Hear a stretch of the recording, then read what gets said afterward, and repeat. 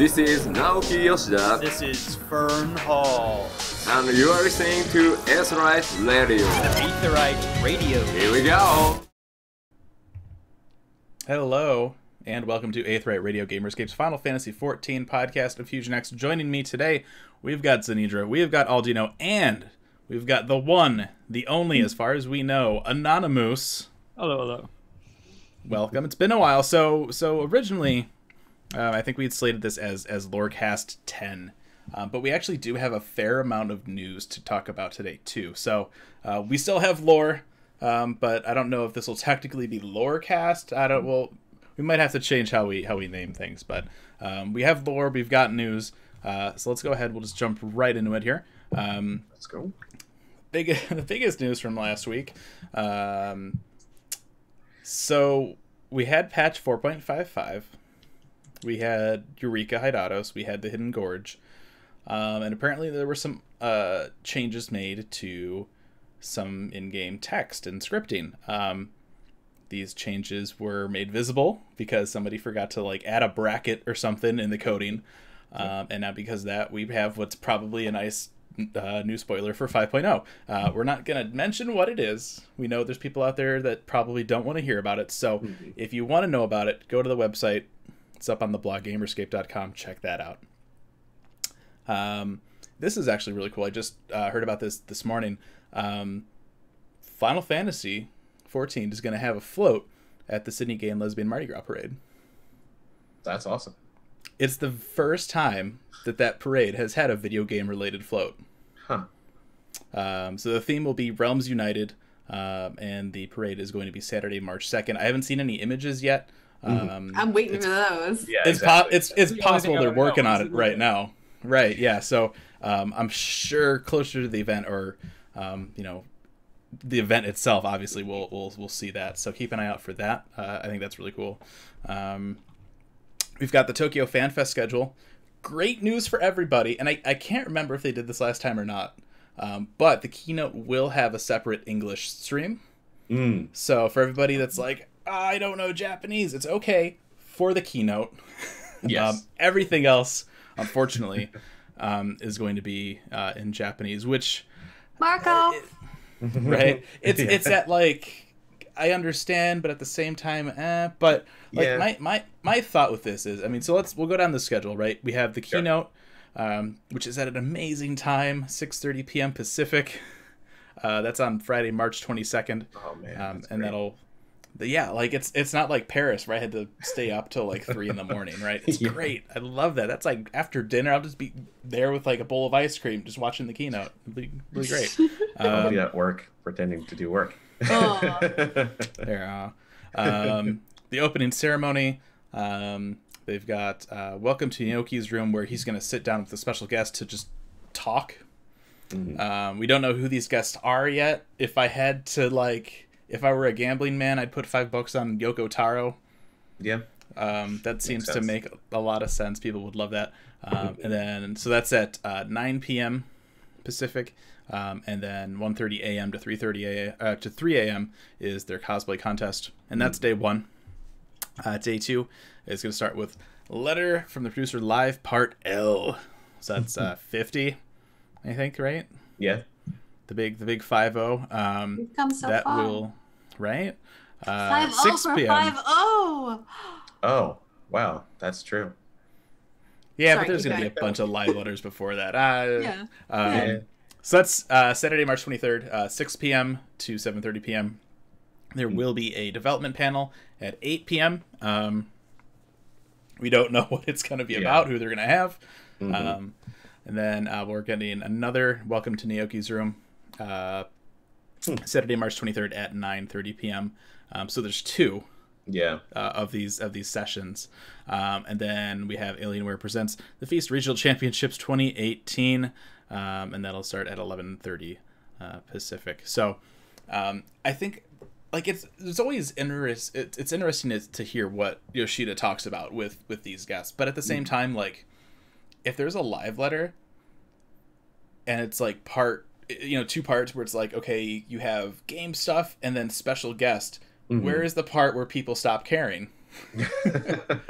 So it's yeah, it's a bummer that it's not going to be in English, but at the same time, like, like, is there that kind of a demand? I mean, granted, normal live letters are horribly timed for us, so by that time we're like, we got the important stuff. I'm tired, going to bed. So yeah, I'm sure we'll get some stuff out of it. I would be willing to bet that one of the people is going to be Yoko Taro. I don't know probably who that first day. else, or you know, if not Yoko Taro, it'll be the other the Dragon Quest guy creator. Sasuke. Just Saito. Saito. Yeah. Saito. Yeah. Yeah. I would be willing to bet one or two of them will show up. Oh sure, yeah. With many comments about, we should probably start writing this. Yeah, exactly. That's no idea how this is gonna. We should probably work on this. Yeah, I would think that they would be the first day, and then maybe whoever is in the development panel would be in Naoki's room part 2. I mean, that would make sense to me. You know, I don't know. Yeah. Maybe, we also know, you know, from this fan fest we'll get whatever the 8-man raid is. Yeah. I wouldn't assume they'd have a special creator coming in for that, but maybe they will. I don't know. They've done, I think in the past they've done like voice actresses. Yes. Yeah. I think last time around they had only actresses. Yes. Yeah, I don't think they've had, I mean, with the exception of they had like the guy from Garo on. Yes. Like last fan fest when they announced like the big Garo collaboration. Right. So that was a thing. The one. For some reason. I heard, somebody was joking, one of my friends was joking around that the 8-man raid was going to be based around Kingdom Hearts, because that's a reason. So maybe we'll have somebody from Kingdom Hearts for that. Oh my goodness. Oh my god, there's no way Disney would absolutely be 100% joking. Oh my god. Way. Yeah. No. It'll just be all FF7. Okay. Also, maybe please no question mark. How about some time compression? Yes. Lots of time stuff going on. Gunblade. They could so easily weave all of this in. Just saying. I also fully realize, because I know somebody over there's like, what do you mean you don't want 7 but you're all for like an 8 thing? Like, oh, hypocrite. No, I totally realize. I totally realize what I'm saying. Yeah, no, if we could get 8 over 7, that'd be great. Yeah, that'd be fine. Yeah. We're also all right here. Yeah. You're talking about a podcast who like 3 hosts wore FF8 shirts the other week. Like, come on. That was so great. This has been a bit of a hot topic. So there's changes to the prohibited activities and account penalty policy for 14. Lots of people are being vocal about this. And I'm going to go out on a limb and say unnecessarily vocal. So here's the actual post, right? They say, until now, we've operated under the philosophy that this is an MMORPG, and frequent in-game intervention by Square Enix would inhibit player experience. With this philosophy in mind, GMs have intervened only in cases of racial or sexual discrimination or other severe cases. GMs would not actively take action against other types of behavior that were deemed to be, quote, annoying but not crossing the line from an objective eye. Instead encouraging the involved players to resolve the situation through communication, adding the players to the blacklist or other peaceful methods. So peaceful. You're on my blacklist. Have a nice day. However, times have changed, and although Final Fantasy is an MMORPG, it's now our belief that it is better for the community as a whole for us to intervene in situations where a player is subjected to the abusive behavior of another player, rather than worrying about inhibiting communication between players.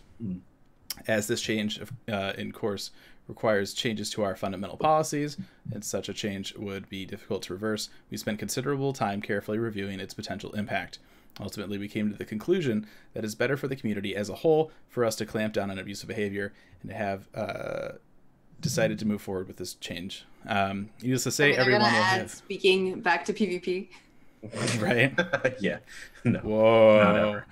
No. Needless to say, everyone will have their own view of a situation, so a GM will continue to provide an objective eye with a more proactive approach to in-game conflicts. We will strive to protect players who are considerate towards others, provide a high-quality service in which players can play in a more comfortable and safe environment. Note that the penalties have been adjusted so the appropriate action can be taken against offensive players depending on the severity of their offense. To keep players safe, we will continue to keep track of both trends in online games and in the real world, as well as remaining vigilant of the social norms of our time. So a lot of people are like, oh my god, they're gonna like get on us for like really small stupid stuff. Not necessarily, like only if you get reported. I mean, you look at what they break down. You know, they have a thing of nuisance behavior now, right? Mm-hmm. And they have harassment. They have offensive expression. Like, don't be a dick. That's all these rules are. If you're playing and you're a nice person, you don't have to worry about any of this. If you're parsing and you're like telling people they suck because they have low parse numbers, yeah, you're gonna run into issues just as you would have before. Like, is it Bambi that teaches you if you can't say anything nice, don't say anything at all? Probably. Like Disney. Yeah, that sounds Disney teaches you this when you're 5. Right? Yeah, it's so weird watching. You like don't there have was to even be nice. Just shut up. There was an OF. There was a thread on the OF, and I regretted looking at the OF at all as soon as I saw this. But they're like, so like if it's gonna be toxic for people to talk down to people about like parsers and stuff, does that mean they're gonna give DPS parsers and that it'll be cool to use now? And I'm like, where did you get that take from? Like, no, parsers have always been toxic. They've always been not allowed. Why would they suddenly open it up just because they want people to continue to not be dicks? Like, that's, I don't understand. The first round of conversation I saw kind of colored my interaction on this, or my experience of it entirely. It's just like, it really seems like the people who show up on Reddit like, oh, I got banned for nothing. I was just trying to help them play their job. I was trying to be helpful, and they felt like reporting me, so now I'm banned. And then someone comes along and posts their chat log, and it's just this long stream of "you suck," slurs, swears, blah blah blah blah. Yep, exactly. It's it's crazy. There's a good way to do that. There's absolutely a good way to do that, and it usually starts with, "Hey, would you like some advice?" Because if they don't want advice, they'll just tell you no, and then you don't have to waste your typing time. Yeah. I mean, that's the best. That's the best advice you can give somebody, right? Like, hey, like, I've noticed something. Like, maybe don't even say that, right? Just be like, "Would you like some advice?" Yeah. And open the door. If they want to reach their hand out and say yes, give me advice, great. Otherwise, just let it be. Chances are you probably won't see them in a duty finder again anyway. Like, and even if they get mad, at the fact that you wanted to offer them advice, "Would you like some advice?" is not a mean phrase. Yeah, no. It's not harassment. They can't. Yeah, you're not harassing them. They can't report. Right. Yeah, I mean, like, granted, anyone will see that and they'll take it as, "Oh, I suck," right? You know, that's just how it's going to be interpreted. But there might be some people out there that are genuinely like, "Oh, like, is there something I could do better? Please tell me more." You know, so yeah, I just be nice to each other. Just be nice to each other. That's all it is. Or my first reaction upon hearing nothing, help is, what have I missed? Oh, yeah. Sure, yeah. Like, if I've missed something and I'm not picking it up, I definitely want to be clued in. Yeah, exactly. Or if you haven't been to a dungeon before, if you're with somebody who keeps messing up certain mechanics, be like, "Hey, have you been here before? Right.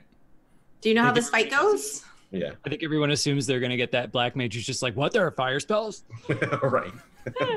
What do you mean I have to cast ice in between the fire spells? Right. What? I like fire. Elemental wheels, man. What do you mean there's no elemental wheels? Right. Poor guy gets to Eureka. What do you mean there's elemental wheels? Yeah. But yeah, I mean, some things have changed a little bit, and I think it's important to remember too that the GMs are still going to look at every case with an objective eye. Right. I mean, they can go to your logs and see like what you've been saying. Like, yeah, like if you swore or something, like, but we're like then cool and whatever. Like, it's probably not a big deal. Like, there are like filters for like swear words and stuff like that. If somebody has it off, that's not like your fault for them saying that. That's their fault for not having that thing on when they're super offended by swear words or something. If you're heated enough in a conversation where you find yourself like necessarily typing in curse words, you probably need to step away. Yeah. If you realize that your whole conversation is in caps, or like you're in a dungeon and you're using the shout channel instead of the party channel just to make a point, like, leave. Take 5. Be like, "I'll be back in 5 minutes. Sorry." Just leave the duty. Just take a breather, go out, smell some flowers or something, and it'll be okay. Take that penalty. Yeah. As Yukari says, why be mad? It's only a game. Yes. It's why only a you game. have to be mad? I forgot. I love that. I'm sure he got that somewhere else. Yeah, it's a Russian hockey player. Yeah. If I remember. It's only a game. I love that. I mean, so I could there see you go. people being a little bit, I don't know about scared about the part about modifying, because there's a modding community that's getting bigger and bigger and bigger. And, won't really go into that, but it's always against the rules. It is. It just always will be. I mean, just about everywhere. I mean, you have some MMOs that have some mods that are okay. Like WoW has a kind of community that mods it, and they're okay with most of them. I mean, there's even some that they just ban immediately. Yeah, I don't know. If you're going to do it, don't do it in a nefarious way, I guess. I don't know. And I think it's also cool, but I feel like I have a lot of experience with Square Enix and deciding not to go after people for certain things. Like they watch and they know everything. They know about your Etsy store, they know about your art sales, they know about everything, but they don't prosecute a lot. Like think back to 11.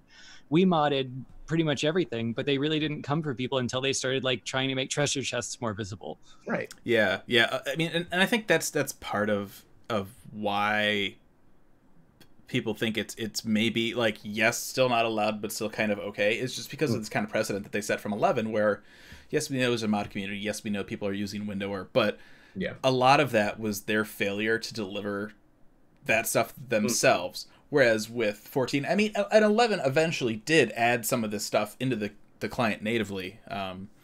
But it's just, I think that's a lot where a lot of this came from. And something else too, to point out, on the official forums, FoxClan actually posted when he linked these new things. He says, on a side note, we have been noticing an increase in issues involving social media video sites and live stream channels.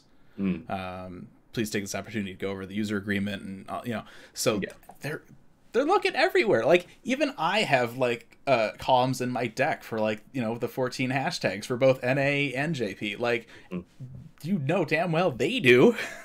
All these different mods and stuff that people are posting, whether appropriate or not. There's absolutely seeing them. They've seen them. And I mean that's a good thing in the end. It means they're paying attention to the community and absolutely, what they want, what they like. Yeah. And I think on a note to that too. I mean, I don't see them starting some kind of like weird witch hunt where they say, okay, let's just search. Let's search like FFXIV hashtag and then like NSFW, and we'll just go through, see if any of those people have their character names in the profile, and they're gone. Yay! Like, I very, very much doubt that that's going to happen. But it's also important to note too that yes, like third-party tools are a no-go. If you are caught using one, whether malicious or not, they can ban you for it. They can ban you for whatever reason they want at the end of the day. Whether you deem it fair or not, it doesn't matter. You're not the boss. Yeah. So in terms of these new rules, just be excellent to one another, right? Like that's it. Just Bill and Ted it, and you're good. Yeah. All right. Next up, so with the patch that we got this past week, we had the new PvP map, Hidden Gorge, and we did anyone have a chance to play that in here? Weirdly, yes, I have done it. Like, who are you? You would not expect me to do it, but I did, just because I wanted to see how it was, and whatever. I'll hop in on Red Mage and die horribly because I'm not very good at PvP. It was fun and it was interesting. I spent most of my time trying to goad people into being hit with the train because that's all I care. I mean, I don't care which side. I just want them to get run that over. Makes sense. But that's it. That was my gosh, what was the first map, the first big front lines, right? Yeah, well, where there's the big pillar in the middle. Oh yeah, okay, I know. What my thing back in the day was when Bard still had knockback. Yeah, I would totally get people be like, if you want to just follow me around a little bit, just get right on that edge. That would be great. That was so absolutely like getting people to get hit by the train. Yeah, for sure. Yeah, it was. That's how you got to play it. Yeah. I actually enjoyed it also because it I'm not really into MOBAs, League of Legends, that sort of thing. But it was a very interesting meld into the game, a little bit more than the last one, because I did play the last one too, just because of the Goblin Mercenary. It's kind of a weird Heroes of the Storm kind of mechanic where you can, you stop doing the objective to then get help to do the objective, which is really cool. And it's like a race to kill them. It's fun. Poor Blizzard, they're backing off on Heroes, and 14's like, we got this. We're good. I mean, I'm not going to do it very often, but it was all right. Right. I've been doing mostly Eureka this week, and it occurred to me like this morning when I was putting everything together for the show, I'm like, I haven't done Hidden Gorge yet. I have some time. Let's queue up. Let's get this done so I can at least talk a little bit about it. Yeah. DOA.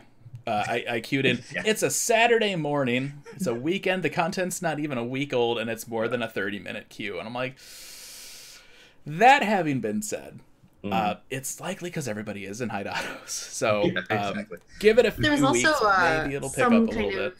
Emergency maintenance, and a lot of people were thinking that the queue times were busted. Like a lot of people just couldn't queue into some stuff. Yeah, this is true. They did fix that though. They did have a hot fix overnight. But yeah, on Chaos, I know their whole duty server was just shot. Yeah. And I think a lot of this has to probably do with Eureka Hideouts and the way that stuff works with that. But yeah, I had queued into a Hideouts yesterday, and it took a good 30 seconds between hitting that commence button to actually enter the thing. Like it popped up like 1 for 1, and it just sat there. I'm about to tattle on my raid group. They were all like, "Oh, the thing is broken. We're not going to raid tonight, right?" So I'm having to herd all the cats in right at 10 o'clock when we're trying to go in. Oh, I thought we weren't going. Did I at any point say we weren't going? Well, no, but the thing is broken. So I get everybody in a party. I hit the button. It immediately queues us in, and I'm like, "Yeah, you guys." It was acting up like some. I know for EU Data Center they were having issues where I don't think it was working at all. And then others, Aether at least. I don't know if Primal had issues, but I know Aether, it was just slow. Yeah.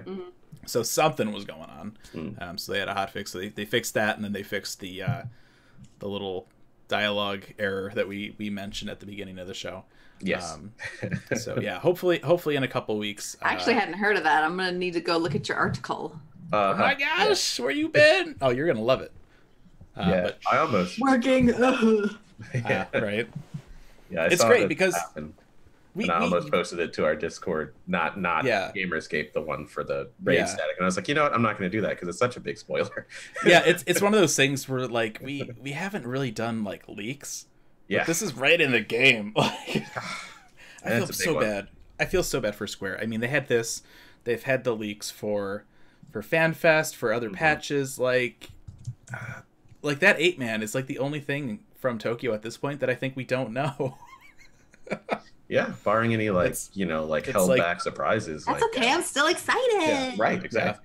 Yeah. Oh yeah. But it's just all these other things. It's we probably know. If they announce the answer, it'll be yeah, that's awesome, finally. But we kind of knew that was. I enjoy confirmation. Yes. Yeah. All right, so that's it for PvP. Hopefully, in the next few weeks, more people will jump into that, and we'll be able to talk a little bit more about it. Oh, they closed off the original version of whatever that is, right? I forget what it's called. Rival Wings? Yeah. Oh, did they? I didn't even know that. Rival Wings is temporarily closed off so that people will jump into the new version. Oh. Yeah. I didn't even know that. That's... I feel that right there is a sign. Yeah. I mean, I heard from a couple of pretty hardcore PvPers that everything that they felt was wrong with original Rival Wings was fixed in this new version. So that's promising. Yeah, it was fun. I would do it again if I was really into PvP, but I'm not. I just yeah, and I think really out of everybody here. Or on the show, right? Because since I'm about to mention Bry, yeah, I mean he's really the only one that's even he's the most interested in PvP. Yes. And it's I think the average player they'll try it a few times. Yeah. But that's it. And only if the gear is cute. Sorry. They've actually got. I was actually out there. They got a bunch of new furniture. that you can get with wolf marks and stuff. Now towels, yes. It's weird because I was looking at it. I'm like, I don't know if I'd. Ooh, towels. I might. I mean, I've got the one hanging on the wall, but I could go for a stack of towels. I don't know if I want to get the 3,000 wolf marks to get the stack of towels, but that's a whole other. Just do your roulette every day. There you go. There you go. How busted is our economy that you have to have wolf marks to buy towels in Eorzea? It's the only way we can buy. I mean, look, like, you can. It makes sense. It makes sense because you get you're beating people up. You get all sweaty. You need a towel. It's 3,000 wolf marks for a stack of towels, and then you can like craft a towel with a hanger. So I mean, you're not completely devoid of towels. Yeah. If you need to dry off or whatever, they're it's okay. Well, you can still get a towel. Well, you should always have a towel. Yeah. Oh, absolutely. Never go anywhere without it. Yeah. Good old Hitchhiker's reference for you. All right. So before we get into, I think we're gonna weave in. I remember you guys were getting into Eureka a little bit more. Have you gotten into Hydatos yet? No. I'm level 40. You're getting there. 49? I'm almost there. It's close. Okay. All my friends are like 58, and I'm like, you guys, why? Right. So we'll talk a little bit about Hydatos. I'll just kind of throw in a little bit of my hands-on stuff as we go through some of the stuff. And then we're going to talk about some lore with of Hydatos, which is for all those people that skip the cutscenes, which is like so well organized. Of us, right? Well, and to be fair, we realize that maybe not everybody has completed Hydatos yet. So here's your warning, right? If you don't want to listen to the spoilers, and I'm going to use finger quotes here, and you'll understand why, I think, as we start to get into things. Skip ahead to 43 minutes and 26 seconds. That's weird because that's actually like 10 minutes on the mark, like almost from where we are. I'm not even sure what the more safe assumption would be, because on one hand, the path through it splits, and you kind of get to make some decisions along the way. So I don't even want to talk about endings almost, but at the same time, I feel like everybody's been watching the Absolute Virtue streams and might already know the ending. Yeah. Yeah. So that's the first big bit as we get into Hydatos. NA got world first for clearing the Baldessian Arsenal. Congrats, friends. Yes. I will say this was actually super fun to watch for me. Right. Obviously, I'm good friends with Mr. Happy, and so I was watching. It was him, a bunch of members from Elysium, and some other people on Aether.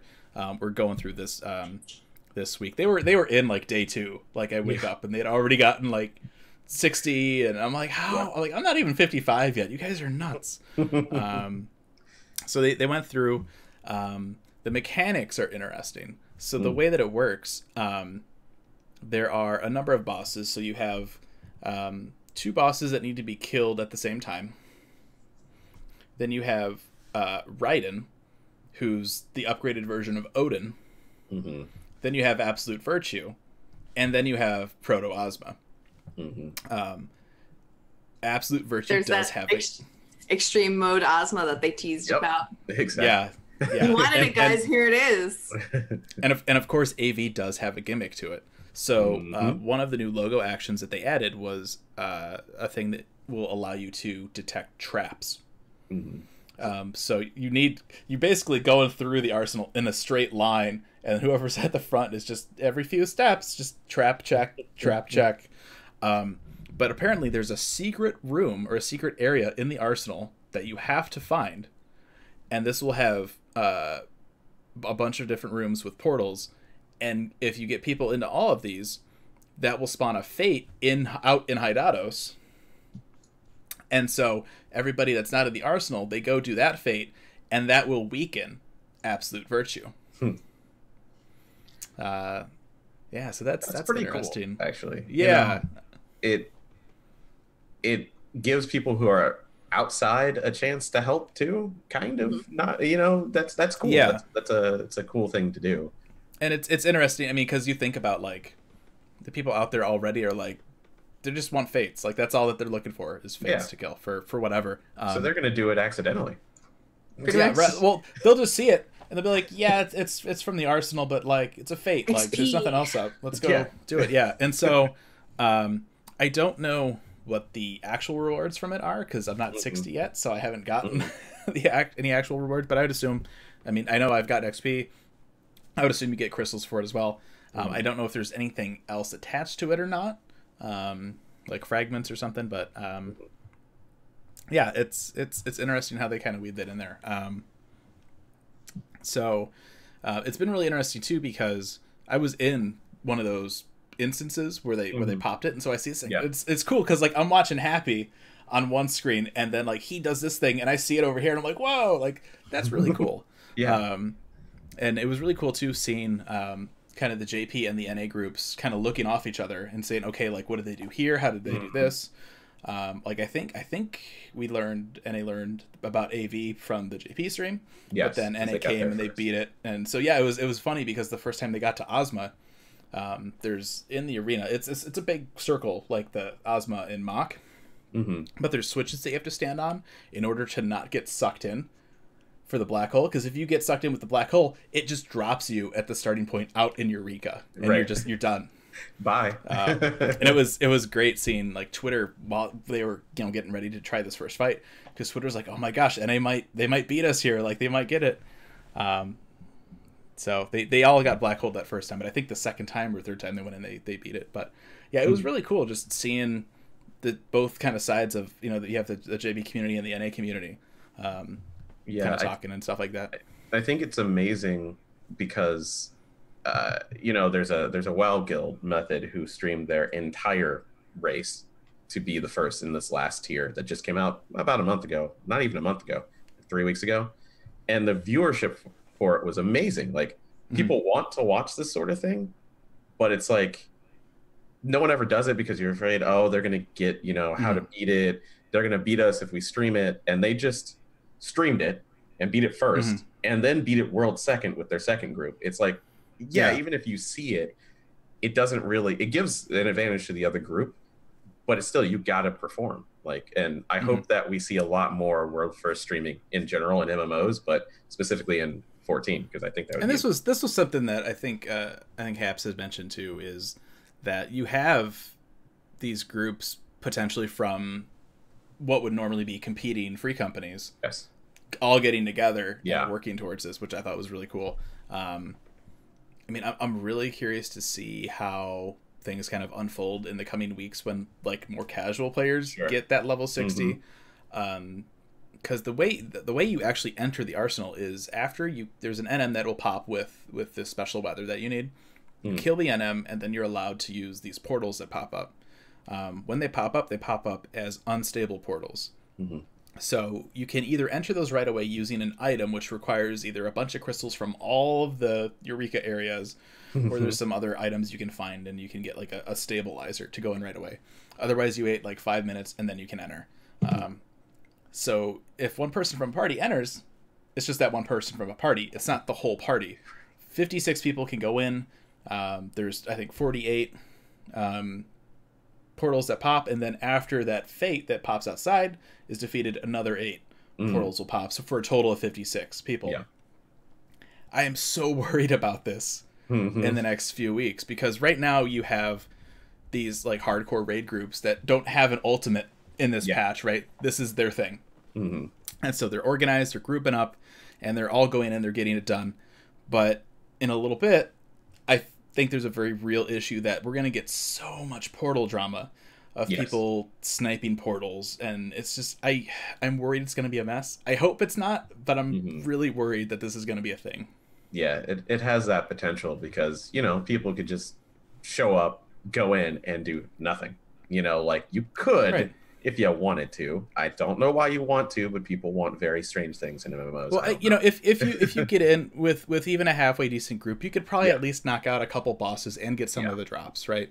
And I think the more people play of Eureka, they'll probably get stabilizers. They could snipe portals from people that are in pre-made groups trying to get in, and I'm really worried about it. But those are probably the people who are going to go in and just screw up immediately, die, be unable to be raised, be dead weight, but get nothing from it because they're dead. And they could also potentially troll and ruin a whole run too if there's people that want to do that. Why? So I don't know. If you can't do anything nice, don't do anything at all. Right. I mean, these teachers are the same people that are super worried about the new policy changes. Yeah. But yeah, I just Probably some I was just trying to help them by letting them know how to do the fight that they've done 5 times already. yeah, I don't know. I'll be really curious to see what happens with the portals and entry and stuff like that. I wish Square wouldn't have made it so stupid. Like, I get you want to make the content challenging. They just want people to be it nice is. about it. Yeah, well, they're putting too much faith in us. Is honestly what it is. Yeah. Well, I mean, you're also as terrible as it is. If you have people screwing up stuff like that, they're gonna get ostracized. They are. Yeah, it's gonna happen. Yeah. Yeah. Your blacklist will be a lot longer.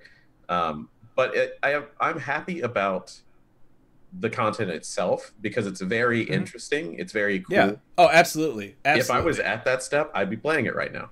I don't want to get to that step, so I will probably never play it. But if I was at that step, I'd be happy. I'd probably be doing it right now, probably. Right. Yeah.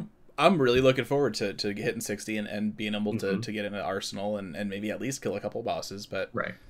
What part are you in? Are you in Hydatos? You talking to me? Fusion. Oh. Yeah, I'm in Hydatos. Yeah. I'm in Hydatos. I'm one like day, 54. One day we're gonna get the same instance. One day. Well, you only got like one more level to go. Like you're almost there. Before March, we're gonna do one thing together. There we go. Happen. I was promised carries for all the extreme primals. Darn it. But it gives me hope for 5.0 because they're gonna make a Eureka like thing probably. I mean, we haven't heard about it yet, but they seem like they want to continue it. So I wonder. It's a good first step. Yeah, if the first part of the 5.0 Eureka content starts like the last step of this one, man, it's going to be great. Yeah, that would be fun. I mean, there's obviously some things I think that they can learn from. A lot of people do love the progression of Eureka because you need to get elemental gear. Sure. Yeah. And so, yeah, there's a lot of good stuff about it. Mm-hmm. I love the Hydatos map. Somebody told me the other day. The whole stereotype about Korean MMOs being extra super grindy. Mm-hmm. Apparently, the Korean community that plays this game thinks that Eureka is not grindy enough. Yeah. That amused me quite a bit. Yeah. No, it's plenty grindy enough. Yeah, it's all right. We're good. The map for Hydatos is great. There's not like Pagos is the worst. Big square, right? Big rectangle. Pagos is the worst of Eureka. And a lot of that is because it's like a 2-tiered map, and there's so many little choke points with those sleeping dragons that you need to walk by. Don't get me started with those dragons again. They purposely put them there just to be an annoyance. Oh yes. And they changed that a little bit with Pyros. They're still there, but the paths are usually wide enough that you can mostly sneak around them, or you can walk through other mobs that are like sneak detect. Hydatos is just wide open. And if there's like a group of mobs standing between you and like where the bunny thinks a treasure chest is, just walk around them. Like it's great. It's great. I mean, and I ran into an area on the west side where there's all these like old Magitech machines, and the bunny's like, "Yo, there's a gold chest right up there for you," and I'm like, "Great. Maybe they don't detect. Like maybe I can walk," and I could. I just walked right by. So that was nice. I'm gonna say something that you're not gonna agree with. I think Pyros map was more difficult because of the condensed mob placement. Oh, because they're just a lot more dense in some. That's true. Yeah, they're closer together. They are harder to sneak through because there's 5 of them like this, and they're all looking in every direction. They are. Yeah, there's a lot of sections in Pyros where they're clustered.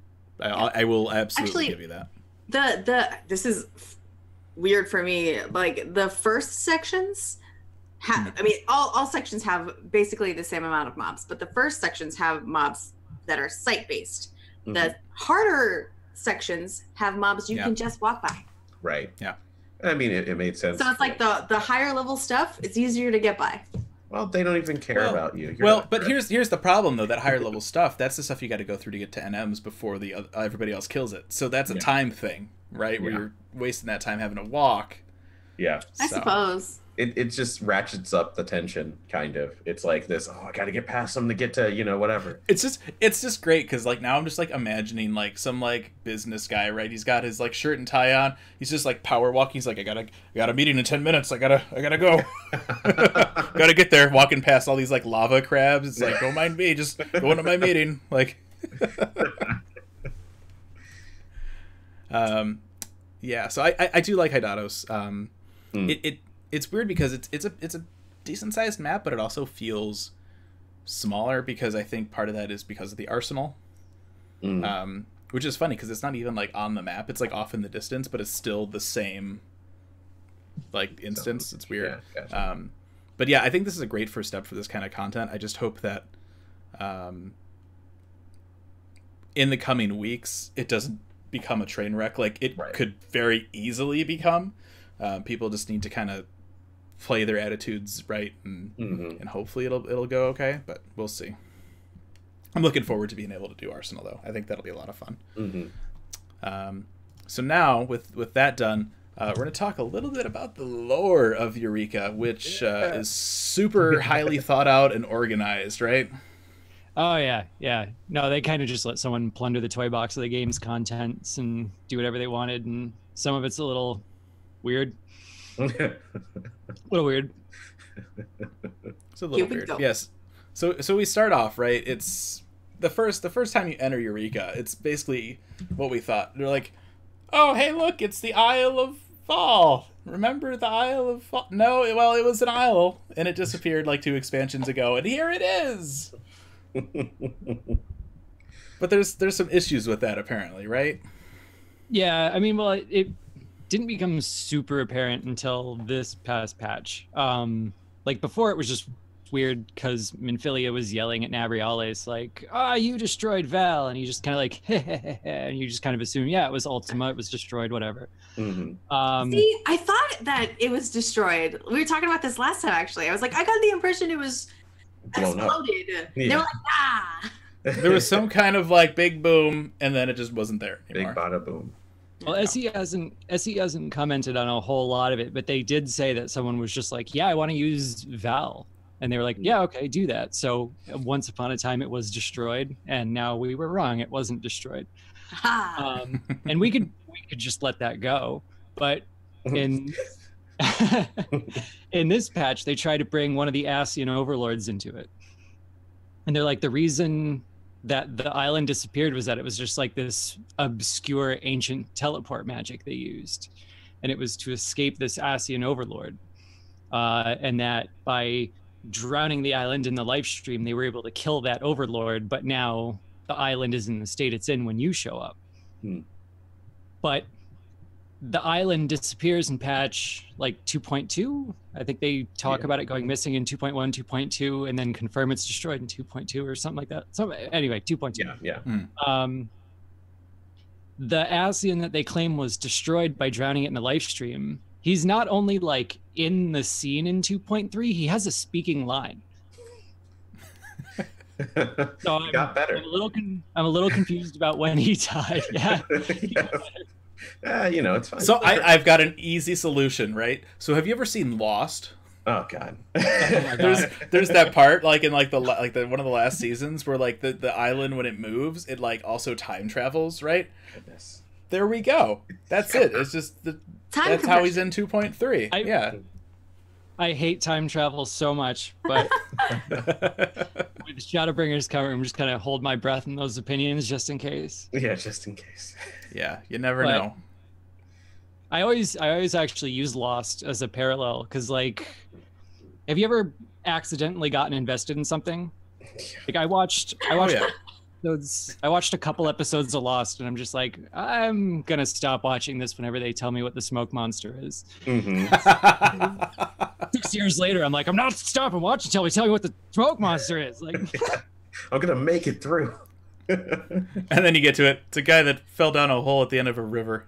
Yeah, cool. Great. Anticlimactic. Okay. So yeah, Emerald Elf is a little weird. We'll try to solve that in the future, but and I mean, they kind of let them take whatever they wanted. They tie Odin to this. Maybe the weapon was made by Eureka. That was odd. Yeah, I was like, as soon as they mentioned that, I'm like, okay, so Eureka is a primal that makes weapons and gives these weapons to people, and then they become basically like enthralled, kind of, right? So Odin is just enthralled by Eureka, because we knew that Zantetsuken was the primal, right? So this primal made another primal, made Odin. Or Yeah, I guess transformed Odin. There's even a fate in Hydatos. It's just like, oh yeah, one of the primal's weapons itself became a primal, and now it's making things. Yeah. So it's like, whatever it turns out to be is going to be. I mean, it's going to require some reframing, but it's just weird. And then Ozma, that wasn't Mahak anymore. Yeah. Yeah. I was like, how did they just tried to make a copy of it? Okay. Yeah, they just kind of let someone just like take whatever they wanted and try to build something with it, and it's going to require some thinking to get my head around. I mean, there's so many issues I have. So like at the end, and I haven't finished Eureka yet, but after watching Mr. Happy stream it, he had the kind of like end cutscene for everything, right? Which you don't get in the story, which I think is a kind of dumb, right? You have this arsenal as an extra thing, but it is what it is, right? But in the cutscene, I'm trying to think, I don't remember if you see it in Pagos or not, but at some point you see Eureka, who's basically just a dude in all robes and a mask. This is like the least like aesthetically creative primal I have ever seen in my life. And then at the end, it looks like he's just like a box, like just floating around. They're like, all right, we have to destroy Eureka. And I'm like, that's it? Like, that's the thing? Like, what happens once they destroy Eureka? Does all the weapons created by Eureka also vanish? Like, because what about Zantetsuken? Is Odin just not going to show up anymore? Because Odin shouldn't be around if we destroyed Eureka. I really don't feel like Odin is never coming back. It's only level 70. Right. Same with Diabolos or Diabolos, however anybody wants to pronounce it. Like, I'm not totally sure he's gone, but yeah, that's a big question in everyone's mind right now, is like, is there ontological inertia with Eureka's creations? Yeah there's so many weird things, like, and then Eureka like makes baby like, is there some other primal? It's like when a mommy primal and a daddy primal love each other, they make baby primals. All they have to do is really believe. Yeah, exactly. And then they give those to random horsemen walking around in the shroud, and then they become Odin, and then dude, my brain is still 2 malms back trying to figure out how we got an echo off of the primal's avatar thing. Like, the masked dude, like, how are we getting echoes of the masked dude, who is a primal but not the primal, like an extension of the primal, who may or may not have even been there at the time? Like, very strange. Everything is very strange. I don't know. Like, you know, you guys are talking, and I'm like, yeah, I'm level 14 in Eureka. You know what it is? So that guy is just a normal guy, but the mask is the primal. The mask is a weapon from Eureka. The mask is a weapon. And so you were still getting his echo, but the mask is what's enthralled him. And okay, like, go with that. Because I wanted to go through it to see the story, but now I'm like, I don't even know if my brain can handle what's happening. Like, I don't know. It's crazy. No, maybe you'll go through and you'll notice some line that didn't seem important to me at the time, but it just explains everything. Now you can come back and you can just be like, yeah, Moose doesn't know shit. I'm not allowed to swear on this show. I'm sorry. You'll have that poster of like seeing the different things and like the state of the brain, right? Yeah. And then like there'll just be like that one line that Aldino sees, and it'll just be like galaxy brain. I wanted to do it because I love the characters that they're just mentioning, you know, like, because, you know, when you start, you start talking about who's there, and I'm like, give me more of this. But yeah, I did not want more of Eureka. It's interesting because as I've gone through it, and again, I've only gotten up to like the level 54 thing, but it's like you get in there and it's like, this is the Isle of Awe, and you're like, oh yeah, okay, cool. And then like you get in and it builds up a little bit, and then it just kind of Yeah. It's like when they turned Seal Rock into a PvP map. You're like, come on, like you deserved better. Like, it's like, how are you going to give me so many Final Fantasy V references? I can't not play it. But then I just not played it because I just didn't like it. But it's yeah.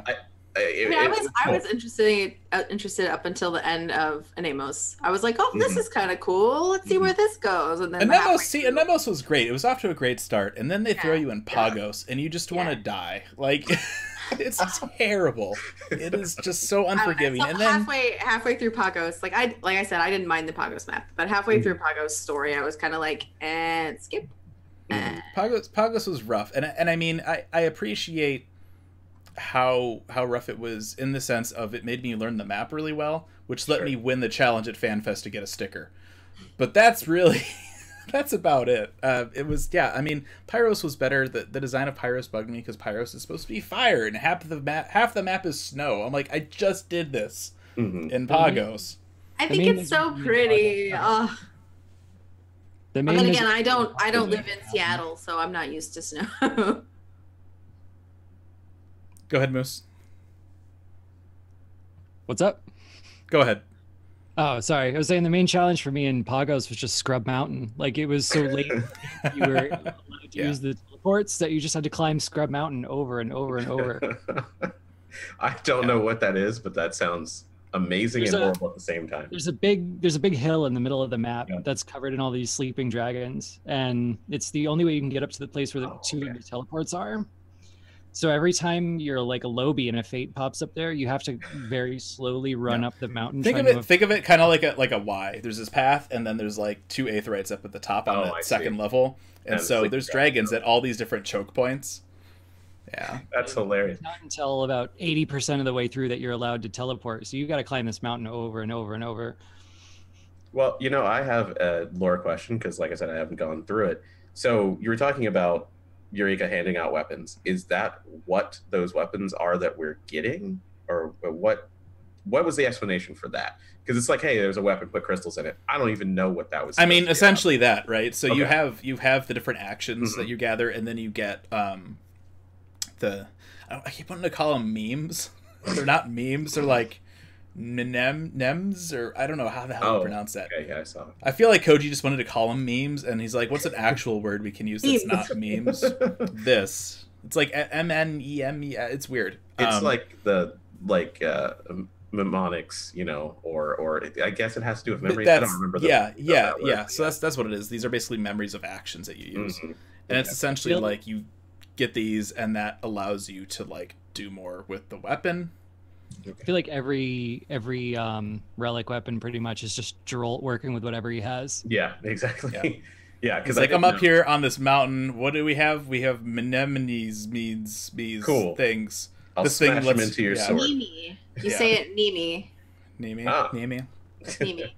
Finding Mneme, the story of the Eureka weapon. Because I thought it was gonna be interesting because you were talking about the Eureka creating weapons, and I was like, were we unknowingly that would have been solid if they did that. Yeah, I thought that's because you started talking about it. I'm like, well, that's kind of cool. I kind of want to see that. No, okay, never mind.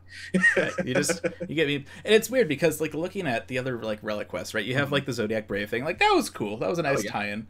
I wish that end cutscene at the end of Orbone had some people like with those weapons. That would have been perfect, right? And then you have the Heavensward relic, which is like we're putting a soul into this thing, and I'm like, that's kind of cool. Like, and then you have Eureka, where it's like we have these weird action things. We're just hammering in, go collect a bunch of crystals to RNG your stats. Thanks. Yeah. the final designs too, because this patch has the final designs for these weapons now. Ugh. Yeah. Like, it's bad enough that like Eureka is this content that it's like a you hate it or you tolerate it. There's very few people in the love it category, I feel like. And so everyone's like, I'll do it for the relic. I will I will grin and bear it for the relic. And then this patch comes out and you're like, ooh, that's some time I'm not getting back. Like some of the like for me it ended up being the arsenal. Like I got almost finished Pagos and I was like, I don't really care about this relic. Whatever. And then as soon as they were like, look at this nifty thing at the end of everything, I was like, man, I want to see that. I was really on the fence because I mean we all remember how Diadem 2.0 Yes. went, right? And so they're like, we're doing this thing, and I'm like, okay, like we'll see how this goes. I mean, I think, you know, like I already said, it's a solid start to what I hope is more of this content, and I hope that any future areas that they do like this has a dungeon in each area versus like all these things and then a build up to it. It'd be cool to have something, and I think another thing too is the gear progression. So we had gear in we were able to upgrade AF and Mnemes. Mm-hmm. We were able to get armor in Pagos. I don't think that had any elemental stuff on it though. And then in not Pagos, sorry, in Pyros. Pagos didn't have any gear. Pagos was like, check it out, we got like rabbits, and if like you do a bunch, you can maybe get an O hat. Yay! It's ridiculous. Nobody has an O hat. or once. Right, and then so Pyros is like, if you complete all 50 actions, you can buy armor that's like 380, I think, which is at the time like that was good. Yeah. And now in Hydatos you get it might just be 300 because it caps at 300 for item level in Hydatos, but it adds elemental like bonuses and stuff, which is really good for Hydatos. I really wish you're already progressing this weapon. I really wish you would have progressed that armor as well through that series. And so I don't know what they're planning for 5.0 for this kind of content, but I would like to see a dungeon in each inclusion, and I would like to see more consistent like armor progression. I'm gonna do that thing that I do where I disagree with you. Right. Everything I say, you're just analyzing it. Where's the flaw? Where can I just... No, it's just a personal opinion. Like, Sure. I don't hate Eureka by any means. I'm doing the content. It's okay. Any content where I can actually sit there and do something else is not good content to me. I hate it. Sure. So I guess you're of the opinion you think it's a solid start. I think it's kind of crap. I mean, just like the systems around it are interesting. If the like moment to moment gameplay was more interesting, then it would be like, oh, that's what they have to get. They have to get that moment to moment, because we've been doing Fates since Atma. Yeah, yes, that's we true. know Fates. That's a thing. I mean, that's been a thing since like Rift, this world events that kind of pop up and go away, pop up and go away. Like, yeah, they're cool. That's fine. But this dungeon that you made is way more interesting. Yeah. Like, that's way cooler. And if we could just, like that, you know, the portals on the outside to helping people on the inside thing, if we could just expand that and have, you know, like multiple dungeons where there's different people doing stuff, or I don't know, you know, I'm not. If we can make it so it's more friendly for parties versus the individual. Yes, exactly. That's what it is needed, because it's, you know, if you have a whole group, like you want to do stuff with your group, but you can't guarantee that a whole party gets in. And I think that's a big issue, and I think we're gonna have a lot of issues in the future with. To me, the maps are more interesting than Eureka. Like the gameplay for maps is more interesting because you have to go and find it and then fight the stupid thing and then at maps, not like the zones, like actual treasure. No, like the treasure maps are more interesting than Eureka to me, because it's like there's moment to moment. It's like, okay, we got to do this. Okay, that popped out. Okay, it's a different one. We have to think about it. Almost. I mean, it's all easy. And then there's even the like stupid game show. Maps are still pretty boring. I know, but you have to pay attention. Right, exactly. Like I think part of the issue with Eureka is when Eureka is at its best, it's when you're at zone cap, have a mount, and have all the Aetherytes. And it can be really hard to get to that point. Right. But I think in terms of, I think Eureka as a whole is kind of a mess. It did some good things. It was largely kind of because just especially like with relics, especially with relics, right? Because all the other previous relics, it's okay. Go and do existing content that's in the duty finder. This, it's all isolated in Eureka, right? Which it's going to be really tough for anybody that wants to do that in the future, I think, after 5.0. Oh, yes. Of course, the benefit is now that we have the final models for the relics, maybe people won't want to go back and do it, so maybe it won't be an issue. Yeah. But I think the idea of Hydatos with the dungeon and how that works with the people in the dungeon and outside the dungeon, I think that's kind of cool. And I would like to see them spend more time developing that kind of an idea. Right. It's an MMO, and that helps you feel it. Like Fates are supposed to be like, oh look, it's a shared world. There's a whole bunch of people, but it's like, yeah, we're just a mob and we kill it or we die and someone raises us. Cool. Like why can't you? Right. And I think another issue that I had with Eureka is the idea that it's in an instance. So and looking back last week when we were when before Arsenal was out, we had this thought of like, okay, you already need to like be in an instance with 144 people. You need to be able to find people that can do that content. You need to then find the portal. Like, how hard is this going to be to do? Yeah. What if they take this idea and like, for example, what if people doing Dusk Vigil could spawn a Fate out in Korthus? I mean, that gets crazy. I don't know the state of the instances and like, right. Well, that's part of it. Yeah. I mean, just an idea like that. Like, I think that it'd be very cool. It's so awesome to have that kind of dynamic of people inside and people outside helping. And if it culminated in like a raid or a zone wide thing, like while they're fighting Ozma, like weather's going crazy outside, so even if you didn't go in, maybe you could do stuff. Or I don't know. Like having something that can spark more dynamic, like open world content, that'd be great. Because what do we go to the open world for now? Like maybe hunts? Like no, I don't know. like nobody like. I mean, look, like you have like Blue Mage. Blue Mage is like, all right, like you can learn 1,000 Needles. Where do you go? Little Alamy go. Oh yeah, that was an area, wasn't it? I haven't been there in 3 years. Like,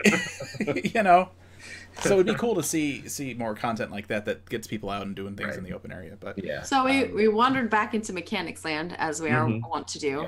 Did we have more lore, Eureka lore, you wanted to talk about? I don't know. I mean, there was a lot of Fates, and the Fates had kind of interesting ideas to them, but they weren't like critical to the story. They don't change anything in the world. I think they just thought like, wow, this mob is cool. Let's bring it in. Let's use it. A lot of it was just like, that's a model from 11. Let's use it here. Which I'll bring that up too, because they do have some glamour weapons with Hydatos. Right. You can get the Shin Zantetsuken from doing one of the bosses in Arsenal. You can get an Absolute Lance, which is the Absolute Virtue Lance, and then you can get Shantoto's staff if you get like a gold bunny chest. This is the ugliest staff I've ever seen. Isn't it just like the old elemental staff? Yes, it is. Well, that's the idea of it anyway. So the actual model, right? It's turned 90 degrees. So like the little arches are like over your back instead of like flat on your back. That's weird. So they turned it the wrong way, first of all. Yeah. And then like when you zoom in, like it looks cheap. It's like they just took the one that Shantoto had during that collab event like 5 years ago, and they just there you go, Shantoto's staff. Like it looks bad. See, I almost want that staff because one of my memories of 11 is trying to beat Mott as a red mage and being like, I need all of these elemental staves. I need all of them because I need my things to stick. And I got a couple, and then some friends, including Michelle. I think you helped me get one of them, like monetarily. I don't even remember. But at the end, I got all of them. And like I was like, okay, all right, I finally, I did everything I could into the game to get to this point to fight him, and I just beat it on Blue Mage instead of Red Mage. So I just did Blue Mage instead of Red Mage, but whatever. But so I kind of want that model, but like, how do you rotate it wrong? Like it's what? Yeah, like maybe it has to do with the way that it comes out. Probably, the way it's held. Maybe there was weird clipping or something. It seems weird. Like it, like looking at other like staff weapons. Like they had more polygons they could have used and should have used. Sure. If they wanted to go that extra mile, let you dye the little orb on top. Right. So it could be. Think about that'd be cute. Think about like the hooked staves, right? The hook is flat against your back. Right. And when you take it out, the hook is, your hand is like this and the hook is like this. Yeah. So if I feel like I'd rather have it the right way when on my back versus in my hand. I guess. I don't know. But if the elemental stave is this way when it's on your back, that means it's this way when it's in your hand. Yeah, that's probably what it is. In your hand. So you're holding it like this, and it's got like the Yeah, they're not going to add rotation for just like one stat. Sorry to Right. people who only listen No. to this. I mean, that makes sense. That makes sense. Yeah, it's just development, you know, like Right. that's just the way that it works sometimes. But yeah, I mean, there's a bunch of sea monsters. The squids are in here. The sharks. Yeah, I haven't been The in there. sharks, or like the rays. That's actually the fate that spawns from That's cool. AV inside is like the sharks. So Avni. funny. You have the So UFO. nostalgic. Oh my goodness, the Yeah, UFOs. the UFO is what pops when the weather changes that you have to kill for the portals. Like that's really cool. That's They use the Abyssia names, Mm. so it's not like Yovra and Amra, whatever they were in C. They were weird. But yeah, like it's really cool to see. The Arsenal uses all 11 music. The zone music is Garden of Ruhumat, like, and then it plays the what is it, Turmoil, and like the COP fight and boss music is what they have, and they have the orchestrion rolls for those as well, so that's really cool. But man, like Soken got off easy. I feel like this expansion, he's like, return to Evilise. Yeah, just use that music from it. It's fine. Okay, cool. We have this temple for the Four Lords. That track from 11, throw that in. We've got like, it just, I don't know, man. Like, it's cool to hear this stuff, but at the same time, I would rather have heard Soken's take on it. Yes, I think, versus just bringing it that over. is the only disappointment I have about all the tactic stuff. I wanted to hear his take because I love all the music, but I also love the way that he has twisted some of the themes from previous Final Fantasies, or music that we're familiar with, or like reuses. It's a hard choice, right? Because it's like we've heard it before, it's nostalgic, but at the same time, it's like we've heard it before, right? I but I just really want to hear his take on it because he's got this interesting way of thinking about it. So definitely. But then, of course, it's probably respect or maybe development time. I don't know. It could be. I mean, look, he did time. Literally go on a band tour this year. Yeah. So, or this past year rather. But yeah, he's keep been yourself safe. Yeah. So something else we wanted to talk about too, while we have Moose here, is speculations on future content. I have no obviously, we've got part 2 of the story coming up. No idea. Not even a guess. I feel like somewhere around 3.5, the story went from like, oh, I've been spoon-fed these hints and I've been paying attention, so I can't not know that the Griffin is Ilberd. Like, right, of course. And then 5 minutes later, like right after that, it was, where did that dragon come from? And ever since then, instead of being spoon-fed hints, we're just kind of hit with buckshot, and one of those things is going to be right, but you might accidentally guess what it is. So I feel like between that and that they didn't really have an exit strategy for some of the plot points, so they're kind of trying to stitch together something new that we don't know when a retcon might show up. And they're really good about their retcons. Sure. Like, they don't ever contradict the past. They just kind of reframe something or flesh something out in a way you wouldn't expect. So they're not retcons that we hate, but they do show that it wasn't what they were thinking at the time that the plot came into being. So it's very, very, very hard to predict. Yeah.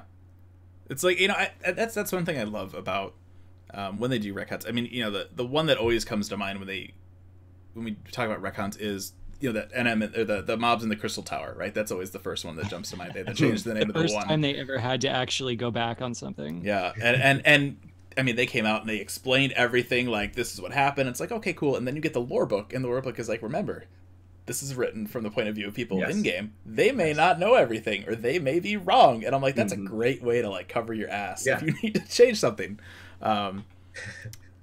Yeah, I don't know where 5.0. I mean, the Calamity, right? That's the biggest question. Like, it's Black Rose and gas, and I don't know.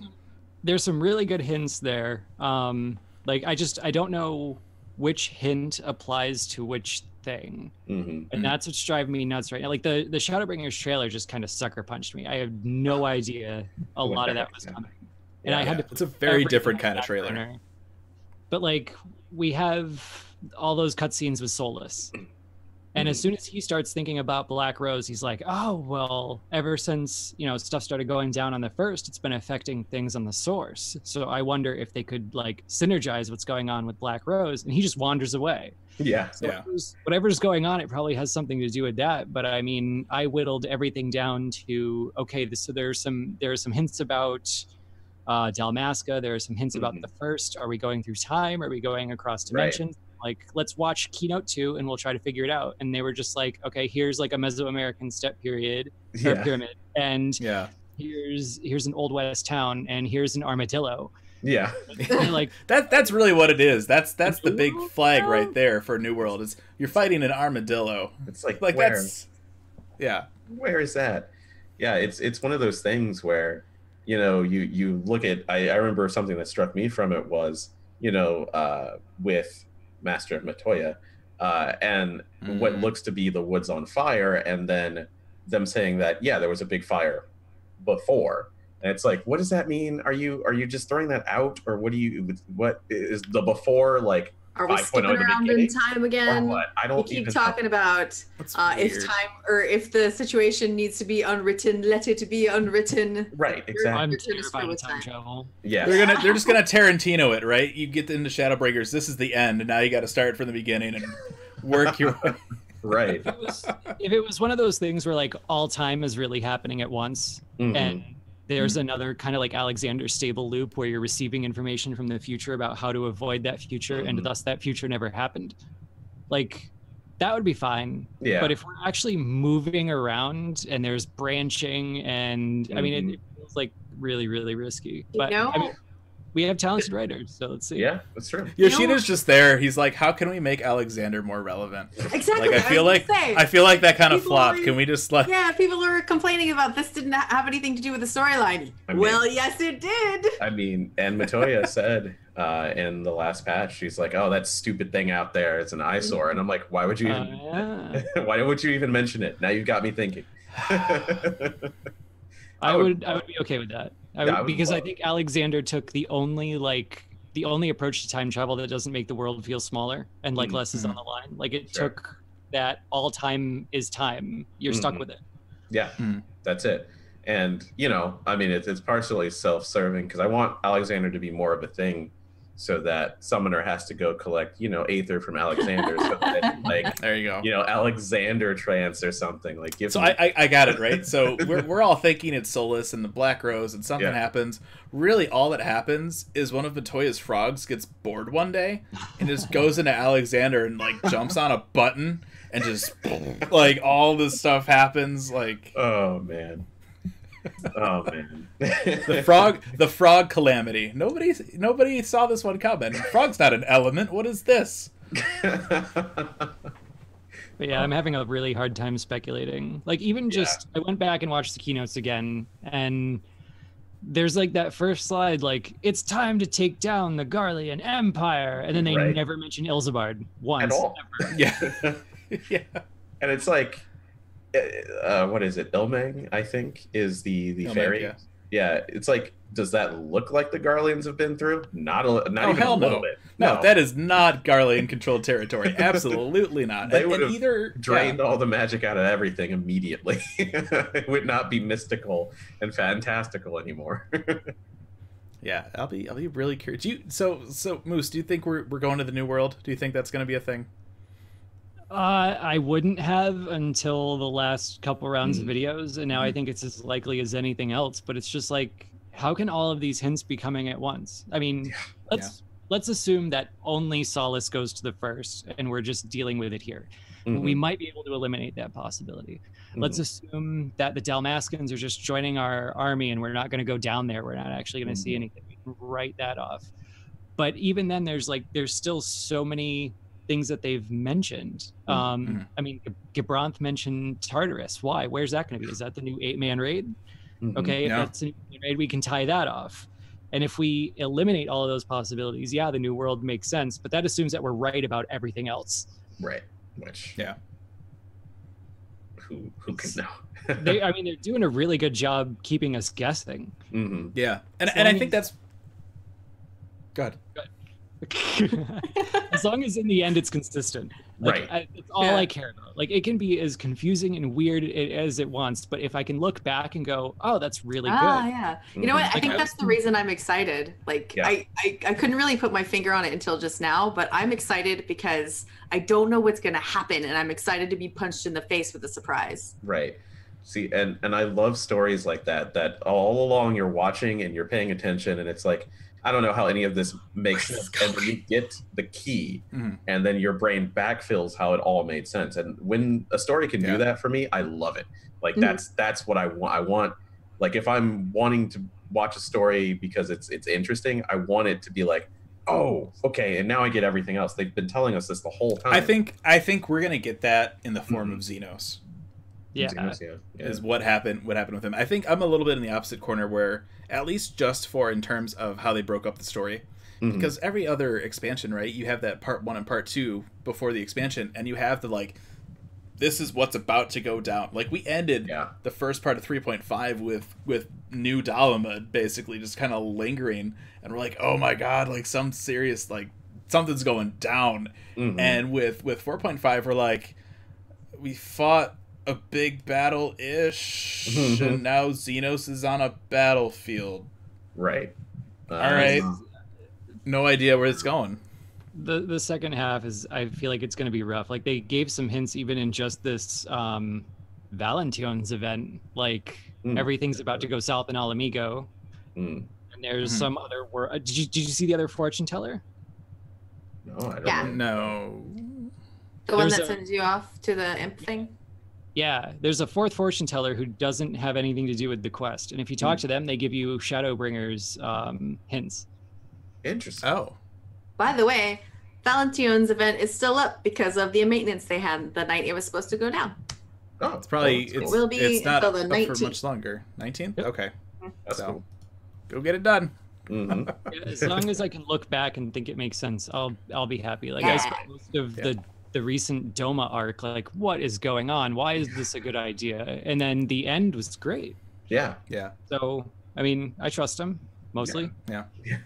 So I'm really curious then on that note, and I know you were a big fan of Nier. What do you think about the Alliance raid? Oh man. Like, as I was watching all the excitement unfold, the only thing on my mind was, like, you don't know Yoko Taro levels of be careful what you wish for, and it shows. Right. But, like, I'm excited because he is, for all of his whimsy and weirdness, a professional. And I think he's going to respect that the world here is unique. It's isolated. And I think he's going to be able to start over and reimagine it in a different way. Yeah. But even if not, we still got a raid designed by Yoko Taro and Yosuke Saito, so I'll take it. Yeah, it's like, there you go. I think that he might take pride in weaving it in a way that everyone enjoys. I think that might, my opinion. Yeah, exactly. It's we were talking about worrying about it, and yeah, okay, I am worried a little bit, but it's like, we're worried about Evilise too. Yeah, I was very worried and about that. and that was something we talked about too. I mean, we've already talked about this at length, but the idea of there are already little bits and pieces from Evilise, because like I said, it's in series, right? They've sprinkled in Final Fantasy things everywhere already, but with Nier, that's a whole other franchise that you have over there. But at the end of the day, they'll find some way to make it work, right? It's not like they're just gonna be like Nier. It's gonna be okay. This is this and whatever. Like, they're gonna weave it into the overall world narrative. So they have to at least try. I mean, technically they don't have to, but they will at least try. there will be something in there for sure. But if there's one thing Yoko Taro never does, it's phone it in. Like, he would rather create a whole new train wreck than phone it in. Yeah, we might end up going in there, and then it's like, no, no, you're a human now. Like, like all your lore is gone. It's now mine. Like, he's more liable to do that than please confirm that continuing on with the story will delete your character and delete your inventory and of course they already pulled that joke on one of the relic weapons, right? Oh yes, right. And Azislaw, right? I think it was at that node. It was the last step of the first one. Oh, okay. Oh, that's right. Yeah. Oh, right. It's like a 99.999% chance of failure. Would you like to proceed? Yeah, that's why I thought it was I feel like that was a throwback to the 1.0 relic. So just getting the materia into those relics, destroy the relic. If you why would you remind me how many astrolite? What are those things called? Do you remember the name of the 1.0 Thaumaturge weapon? Oh, It's the one with like the orrery, it's spinning. Whatever. But I blew up like 5 of them, and I'm still mad about it. Oh, Dare you no. remind me? I played 1.0 for 2 weeks. Yep. Yeah. there you go. I got the collector's edition. I was super jazzed, and I played it for 2 weeks, and then I ran away screaming. So Yeah. I was one of those suckers who just kept being like, they would never let this fail. The golden patch is coming, and then like a year later, it's still coming, guys. Just hold up. It's still. We let the director go. We got a new guy, but it's still. We're working on it. Right. That's another one of those lost scenarios. By the time I realized how long it was going to be before anything changed, I was too invested to leave. Right, exactly. I need to find out what Dalamud is. Yeah. I'm not going anywhere until I find out what Dalamud is. Right. Week 1, the golden patch is coming, guys. Week 48, I'm not leaving until the golden patch gets here. Week 30, wow, we got quest icons over NPCs. I remember when the fatigue system went away, I was like, I could almost do this. No, I can't. We have been through some stuff, let me tell The you. key was just making your own fun. Everything was so broken that you could find something fun to do. Yeah. Yep. Yeah. Yep. I still have like Beastman currency from Hamlet and Yep. Yeah. tokens for having to enter Ifrit. Oh yeah. I still have my Dalamud nuts from that one event. I still have a bunch of it too. Yeah. I can't bring myself to, even like old weathered like pants that I'm like I can't do it. Thigh-high boots. I will never wear them, but they stay dated, so I can't throw them away. Right? Yeah. Exactly. I kept the red magnifiers from killing the level 99 goblin, and like they still haven't put red magnifiers back in the game. I have a set of green glasses. Yep. Those don't exist at all. I wish I hadn't thrown away my knives. Yeah. But I did. Yeah. All right. Was there anything else that we wanted to talk about here? Anything other lore related or discussion we wanted to It's tackle just all that you kind can think of up in the air, but in a fun and frustrating way. Yeah. I have no idea what's going on. Accurate. Where do you think Go ahead. Tartarus is going? What do you think they could do with that if you had to speculate? I mean, it's an important name, right? Like that's a real word. That's a real word everybody knows. So I feel like it might be the 8-man raid. Yeah. But if it's not, what is it? Yeah. I mean, there's just using the word, if they wanted to do another Heaven on High, it would be too Persona-like to give the Heaven on High in not endless dungeon, but super long dungeon Tartarus, because in Persona, Tartarus is the endless, I don't know. I don't know if they care. It's the collab that you never saw it coming. I don't even joke. Kari would die. They gave Persona N here. Yeah. I'm sorry, didn't what'd see you it say? coming. They just gave us little like names and facts that they wouldn't have needed to give us if it wasn't important. Like they pulled out one of the names from Vagrant Story and we're like, that's where Gabranth is heading. And then we see Gabranth using Tartarus and we're just kind of like, where is all this going? It's I think it's interesting from the point of like it's at the end of the Alliance raid, so we're like, what? Like, is there more? Like, what's happening? I mean, you think back to like Crystal Tower, right? At the end, Nero's like, "Oh, I don't need my dragon radar anymore." And he throws it to the bottom, and there's a bunch of beep beep beep beep. And we're supposed to be at some point getting that, whatever that is. Yes, whatever happened then. Whatever happened there. They actually did mention it briefly. I want to say it was the beginning of the Hydatos questline where they talk about like in Legend, like Eureka was blah blah blah Crystal Tower, blah blah blah, and so like. Okay, yes, I guess that mentions those two tied together in an official 14 capacity, but what was down there? Yeah, what even happened? Yeah, so... I think that's just Matsuno-san. Like, he likes to leave everything open. Like, you're just catching one brief snapshot of history. There's history before that, there's history after that. I like how there was clearly a cutscene Ash was in, but we never saw her, and it never comes up again. Yeah. Yeah. So maybe that's going to tie into the main scenario later. I don't know. Yeah, I'll be really curious to see what they do with that. Because, I mean, it's definitely open. I mean, obviously, people would love to see more of Noah Gabranth. Like, But we'll see. I See mean, what that would be happens. cool. That'd be The very black mage weapon was Astrolabe. Astrolabe. That's the one. Yep. Yes. It was. They were essentially like they were. I think they were crafted right in 1.0, but they were essentially Yep. like the Yeah. relics of the classes versus the job relics. Yeah. They were like That that was the final. thaumaturge weapon. That was like, I think it was like 18 million if you wanted to buy it. And If you could find the right retainer in the right selling ward in the. every time I put that second materia in, it blew. Every time. Materia is so much better. Memories. Yeah.